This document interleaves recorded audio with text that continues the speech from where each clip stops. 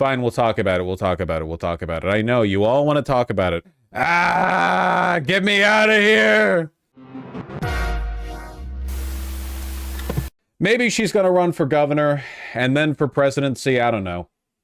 You know, I gotta say, considering where she lost votes relative to Biden in 2020, you know, across all demographics, nothing would better endear her to the American people than running California, the state that everyone who isn't Californian really likes.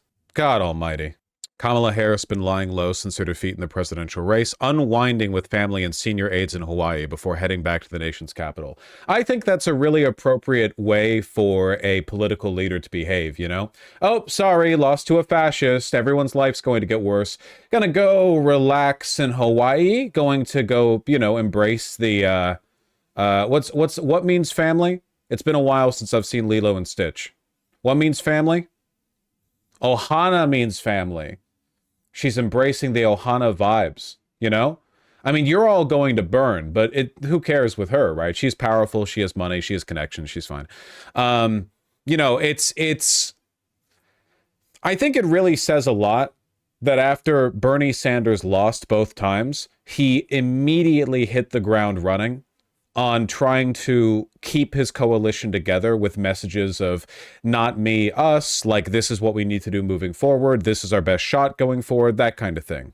You know what I mean? Like, because he understood that he ran a movement and wasn't just an interchangeable political pawn with no real positions being fronted by the DNC for name recognition alone, Bernie Sanders understood that just because you lose doesn't mean the job's done. Kamala Harris straight up lost. Peace out. Off, literally. Like, she told us about how the stars are most visible in the dark sky or whatever, and then she dipped just goodbye, because she knows she doesn't have a message. She doesn't have like people don't like her for her. People like her as part of the, like, you know, the unitary will of the Democratic Party is like one of a number of amorphous interchangeable tentacles that extend out from the heart of the DNC like a cancerous growth. She can't say anything that'll jeopardize her future lobbying career. Yeah, there's no, like, real selfless interest in the public good. That's for sure. Will she win in the future? I mean, maybe, probably not. We've talked about this. The Democrats are not going to be able to keep a hold on the country and its whims unless they understand that what the people want is populist messaging. Maybe Democrats win off the wrong lessons in 2028, the same way they did in 2020. Biden only won in 2020 because of COVID, because Donald Trump's incompetence reached a breaking point with a literally like once in a century pandemic event, you know, like a remarkable, it was luck, basically. Not to say that COVID was lucky, but in terms of Biden's electoral odds, yeah, COVID was lucky. So they learned the wrong lesson. The Democrats were like, oh, Biden got a ton of votes. Biden beat out Trump really hard. You know, Biden blew him the out, blew out his back walls, made him moan. I guess what the people want is octogenarian, competent, liberal, centrist governance. That's what the American people want. The American people had their fun with Trump, but now we understand what the American people want is for everything to stay the same forever, while being weirdly good on like domestic policy and really bad on foreign policy. That's what the American people want. That's the classic. That's what they want. And now, of course, Trump has won again with the popular vote this time, unlike with Hillary Clinton. And maybe in 2028, Kamala Harris wins, but it won't be because the Democrats are doing anything better. It'll be because Trump's second term things up so dramatically that people are like, okay. But like, they don't meaningfully fix the problem, you know? Maybe. Even that's a maybe. Maybe.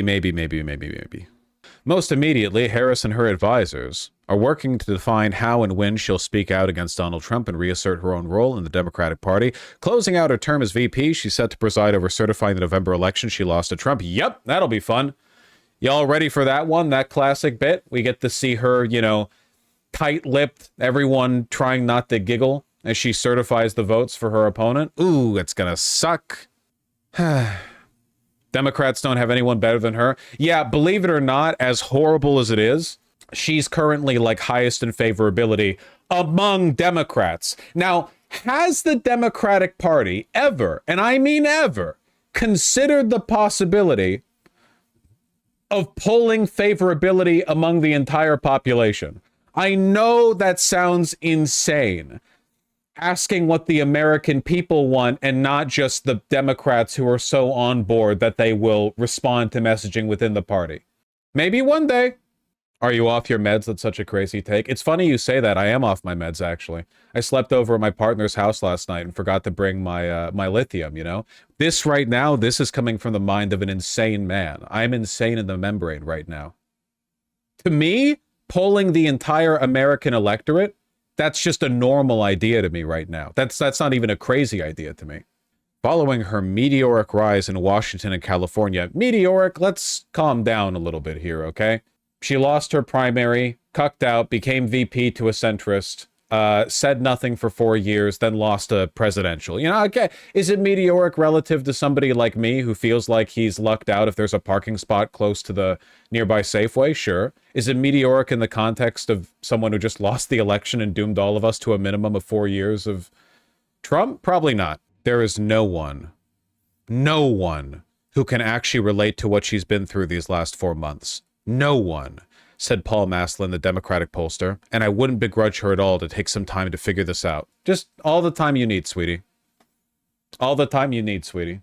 You have to live, laugh, love yourself before you can live, laugh, love your country, as I always say. It's not going to be AOC, guys. And look, AOC is great, don't get me wrong, but she doesn't have the support of the DNC, and also she comes across kind of like a little kid. It's not just her being a woman, and you're insane if you think the DNC is going to run... Well, they might run Kamala Harris again. If they run a woman again, it has to be a bad one, okay? But AOC is also young and looks and acts younger than she is. I don't mean that as an insult. There's nothing wrong with it. There's lots of, like, boyish guys out there in Washington, but that doesn't hurt them the same way that would hurt a woman, you know? People talk down on AOC the way, you know, you wouldn't get if she was otherwise the same, but a guy, you know? Here we go. This is what I was referring to. A snap poll. Do we have this in chart form, or do I have to actually read numbers? Oh, I'm going to have to read numbers. That's rough. That's extremely rough for an individual such as myself. Didn't say it like he would have said it. Thank you. Robert F. Kennedy Jr. I'd vote for him. I've heard he has some interesting ideas about fluoride. Which one of these refers to the Democratic primary? Yeah, here we go. If the 2028 Democratic primary were being held today, for whom would you vote? Kamala Harris, Gavin Newsom, Josh Shapiro, Pete Buttigieg, Tim Walz, Alexandria Ocasio-Cortez, Gretchen Whitmer, J.B. Pritzker, Andy Beshear, Cory Booker, Jared Polis, Wes Moore, John Fetterman. What is John Fetterman doing here? Raphael Warnock. Okay. Yeah, Kamala Harris far and away. I've said before, the reason we keep running into this issue is that the Democrats, the DNC doesn't elevate their stars. They don't. The DNC doesn't do this big, like, media circuit where they elevate powerful, charismatic people in an effort to win over the public trust. They just don't do it. You know? Not even speaking of what about Ossoff. When was the last time you heard anything about Ossoff? This is exactly my point. Even like mid-level Republican senators are constantly getting in front of the camera to talk about how like the fact that, you know, trans women can use women's restrooms is responsible for rectal cancer in a majority of adult males 65 and older. I don't know. Warnock might be good. No, but you're not getting my point. It's not about who's good. The politician themselves is of a secondary concern. The problem is with the DNC. The institution is the issue. The fact that they don't elevate people, they don't raise their politicians to celebritydom, which they have to in this modern age. You have to. They did with Barack Obama, but only after he'd already cinched the nomination. I mean, they ran away with that one, sure, but they need to be doing this with lots of people and let the chips fall where they may with regards to who ends up being more popular. But the DNC is arrogant and they hate their voters. So they choose who is going to be the front runner beforehand. Look what happened in 2020. The Democrats from the word go had chosen Joe Biden. We all know it's true. Same with Hillary Clinton in 2016. The DNC, they already knew what their choice was. That doesn't necessarily mean they would have, you know, flat out ignored the results if somebody else had won, but they put their thumb on the scale. The RNC, back with Trump in 2016, they fought against him for a while, but when it turned out that Trump was the top dog in the pit, they ran with it. Somewhere out there is an alternate timeline where the RNC was a lot more aggressive in pushing against Trump and elevating someone like Ted Cruz, and then Ted Cruz won the primary and lost the general, and Hillary Clinton was the 2016 president-elect. But the RNC is smarter than that. DNC isn't. Is there anyone good who can run? Are you listening to a single thing that I'm saying? It's not about the candidate. It's about the DNC. The candidate itself does not, it cannot do anything without the power of the DNC behind them. That's what matters most. The DNC needs to stop rolling the magic 8-ball with their consultant groups, only listening to a select, slice of the pie of folks who they pull repeatedly and listen to and go to advice from people who live in like New York or Massachusetts or whatever. They need to start treating this like it's politics. Okay, but what do we do about this? You complain online. What else were you doing? You something else pressing in your schedule? What do you mean, what do we do? You want marching orders? Go sign up for boot camp. You're probably within the right age range. Can you do 10 pull-ups? Private? What do we do about this? Don't bother me with shit like that. I don't know what you do about it. I'm talking about an issue.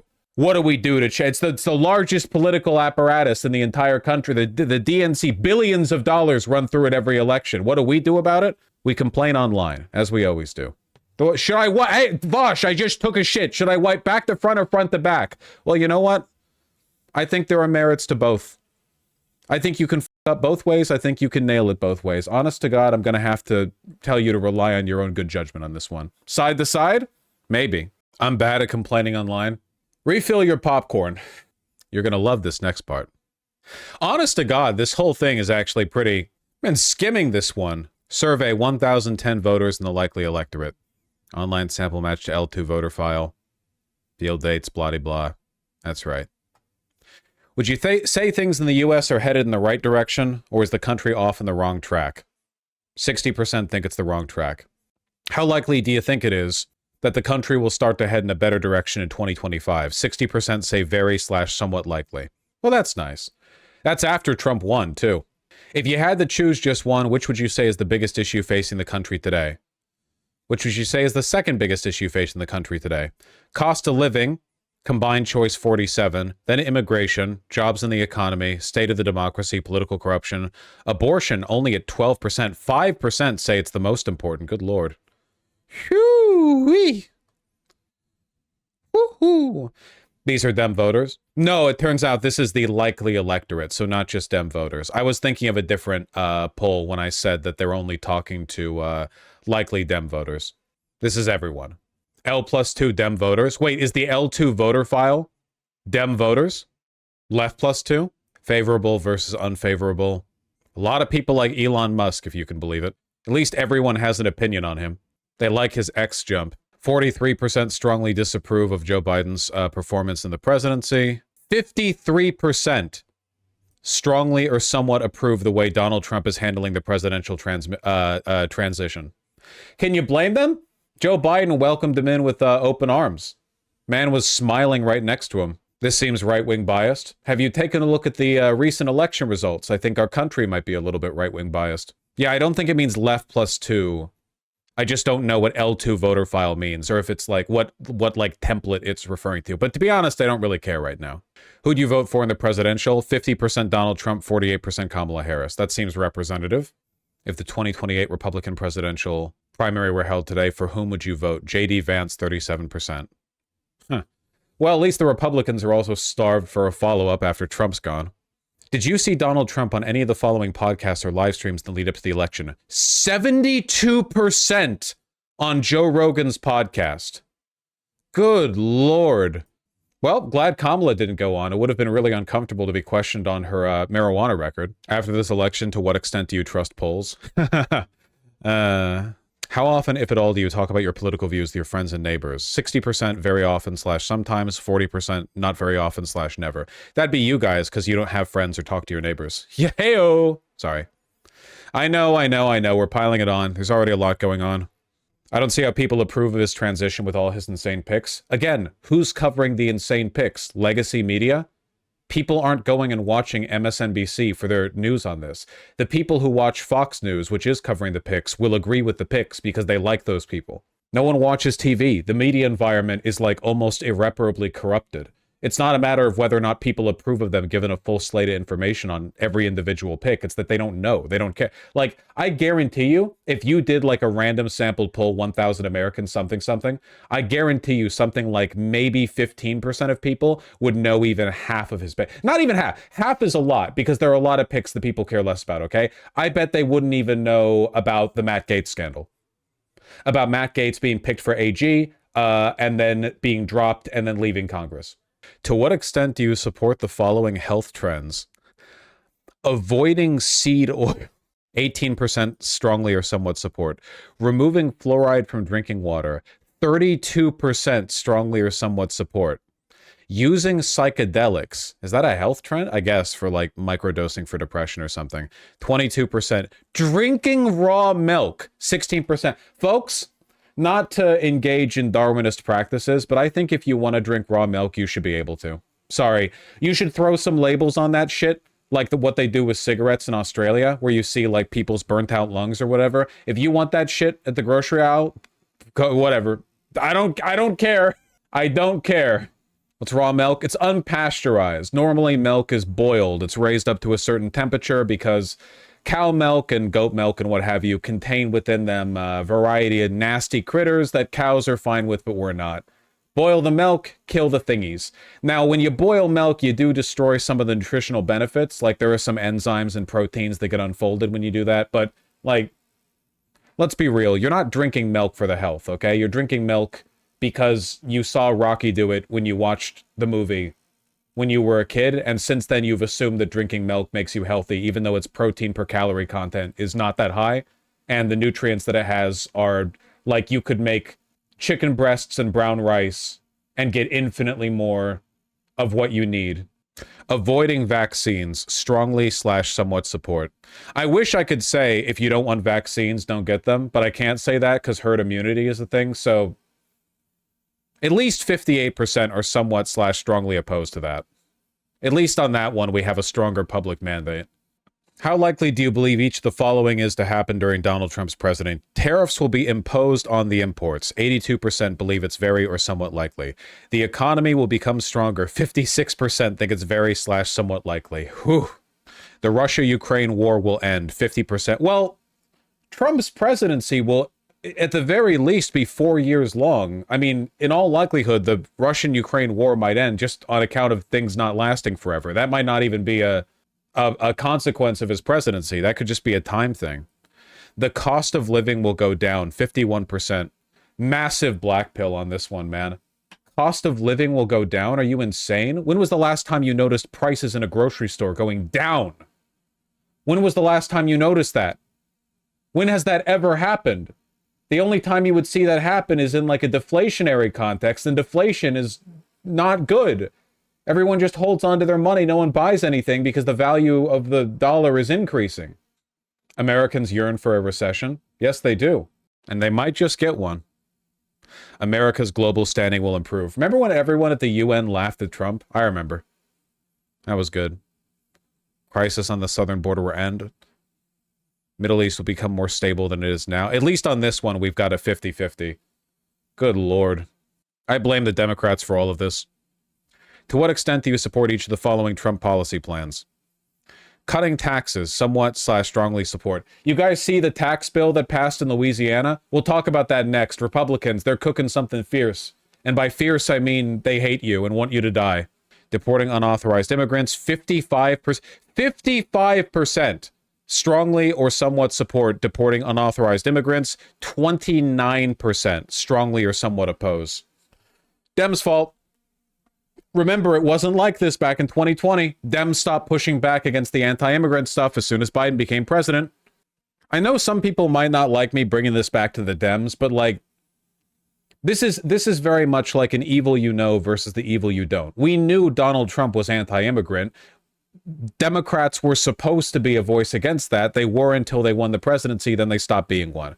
I think that you can get a lot more done by pointing this out within the Dems rather than like like the Republicans are worse than the Democrats in a like objective utilitarian sense in terms of what they're going to do. But we already knew the Republicans were like that. They, if anything, they've been honest about their intentions, not about their descriptive statements of the world, but in their intentions, they've been pretty straightforward and clear. Whereas with the Democrats, you know, their support for you or for anyone is completely ephemeral. It's like a shadow. It's a ghost of a shadow of a thought of a memory of a dream you once had of them being more progressive on the border. Expanding oil and gas drilling on federal land, building a wall on the southern border, of which 50% strongly or somewhat support and only 34% strongly or somewhat oppose. I remember back in 2016, back when far more Americans thought the border wall was a stupid idea. Reducing the number of federal government jobs, imposing tariffs and imports. Phenomenal stuff. I remember. Please read the following statement. Tariffs not only impose immense economic costs, but also fail to achieve their primary policy aims and foster political dysfunction along the way. Do you agree or disagree with this statement? 51% strongly or somewhat agree, 30% strongly or somewhat disagree. And yet, people majority support tariffs? The median voter. The median voter. To a guy like me who hasn't taken lithium in the past 24 hours, this is actually a normal political outlook to have. This isn't crazy at all to me. I see exactly what they're cooking. It's pretty bad, guys. It's not good. It's not good. 20 chimps just hung themselves? Yeah, hanged themselves, sorry. Wouldn't want a pedant in chat to feel a brief rush of dopamine as they got the opportunity to correct me. Do we just live with our parents? Well, you could do what trans people have been doing for God knows how long now, which is form hasty relationships with people you met online 5 days ago and then drop everything to move across the country to live with them. And then eventually things break apart because that's an insane way to live your life. It's like a classic queer experience thing, you know? I wouldn't recommend it. Works every time except when it doesn't, which is every time. Have you listened to a podcast this week? No, yes. Most people haven't. Probably for the best. What direction should the Democratic Party move after the 2024 election? 44% think it should stay the same. That sounds about right. I think these questions are targeted specifically at Democrats. Ask if Q party ID equal to Democrat or Q party lean equal to Democrat. Yeah, this is only for Democrats.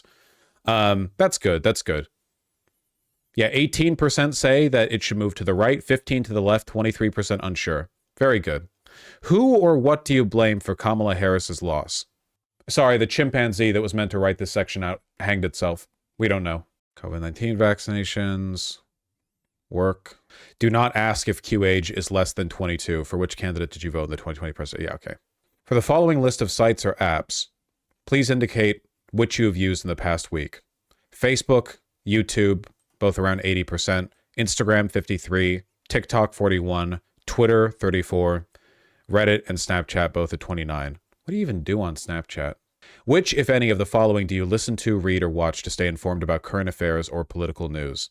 Local TV news 49%, Fox News 36%, ABC 35%, CNN 33%, CBS, NBC, MSNBC all the way down to 22%. Your local paper, online or in print, traditional newspapers, public radio or broadcast news, Newsmax, OAN, social media up here at 41%, which is higher than anything except for local TV news. Something else, please specify none of these.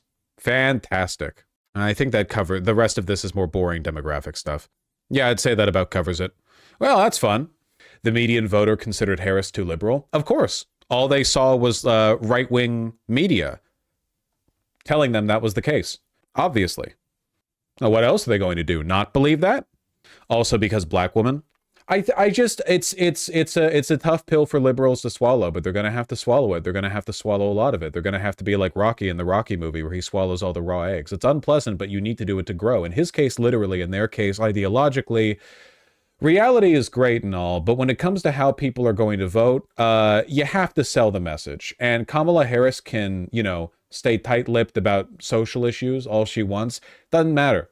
You run a bad media gang, and it literally does not matter what you do or don't do. It don't matter. It don't matter. What wonderful conclusion are we coming to at the end of all this? We're all doomed? Is that a good one? Do we like that one? Kamala Harris enjoyed some time with her nieces following her election defeat. You know what I really like about this? This is actually really good political messaging. This is the New York Post. They're a right-wing rag, and they're showing something that makes me hate her. You know, they've correctly identified an odious characteristic about Kamala Harris here, which is that she is very publicly, after losing the election, off and just relaxed, you know? Obviously, there's nothing innately wrong with, like, you know, hanging out with your nieces after you've lost an election, but immediately going off to Hawaii, you know, it's sort of like a representative problem, I would say. What else should she do? I don't know. She's the sitting vice president and just lost a major presidential election in the most powerful country on earth. I feel like she could maybe be a loud, aggressive advocate for the political positions that she represents. Oh, but I forgot. She doesn't represent any of them. She walked back a bunch of her positions and ran a nothing campaign that appeals to nobody. My apologies. She told us to look at the stars. What more do you want? That's true. She owes us nothing. The people voted for what they want for and will get what they wanted. I hate you. You are what is wrong with everything in American politics and the DNC specifically. She was the presidential candidate. She actually owes us everything. She owes us her life, her eternal service. That's what being a public servant. If her bid of public service ends once the campaign does, then she was never worthy of the office. I mean, Bernie Sanders didn't let it stop him. Would Trump stop? I don't know if you guys remember what happened 4 years ago, but Trump very famously didn't shut up after losing an election, and that's why he won the next time around. I don't know if you guys remember. Not to take any lessons from extremely recent history, but he never shut up, and he won. Maybe a lesson to be taken from that. I don't know. Trump never stopped campaigning since 2020. He never stopped campaigning since 2015.